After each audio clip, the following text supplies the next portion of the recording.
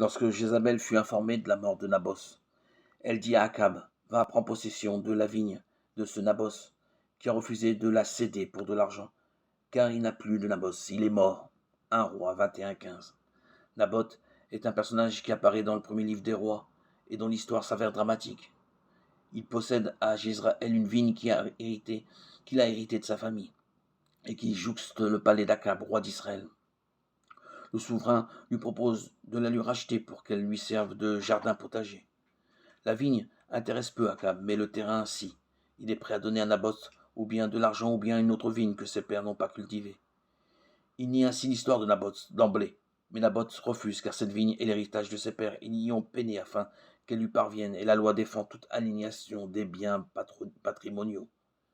Jézabel, femme d'Akab, se moque de son roi, de Marie, incapable de faire advenir sa propre volonté souveraine, et se propose de lui donner ce qui n'est pas à elle, la vigne de Naboth. Sans scrupule, elle ne se salit pas les mains, mais écrit des lettres aux notables pour leur demander de trouver 2 complices disposés à porter un faux témoignage contre Naboth en déclarant qu'il a blasphémé contre Dieu. Le stratagème fonctionne, les anciens proclament un jeune, mettent Naboth en tête du peuple, et les complices arrivent pour le calomnier. Alors les anciens font lapider Naboth qui meurt. L'histoire est tragique, faite de lâcheté et de perversion. Il n'y a aucun recours pour le pauvre Naboth, quand c'est le pouvoir lui-même qui est tordu. Le dispositif mis en place par Jézabel est spécialement pervers, puisqu'elle choisit un moment cultuel, un jeune, pour surprendre Naboth par ses faux témoignages. Les anciens notables, ceux qui sont censés être sages, se retrouvent à organiser le crime de Jézabel, pour ne pas lui déplaire, par couardise. Jézabel conclut cette histoire par ces mots terribles adressés à Akab. Il n'y a plus de Naboth, il est mort. 1 Roi 21:15. Plus de Naboth, en quelque sorte. Il n'a jamais existé. Dans cette histoire, la vigne n'est rien, elle a simple valeur vénale. On pourrait en faire un potager, ce serait pratique.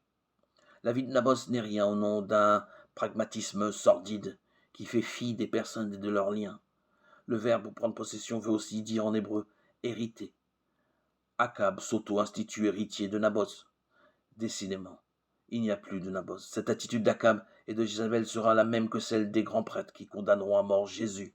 Oui, le Christ mourra de ce côté-là du monde, avec les Naboths et tous ceux qui aujourd'hui subissent ce même sort. Puissions-nous, mon Dieu, n'être ni Akab ni Jézabel.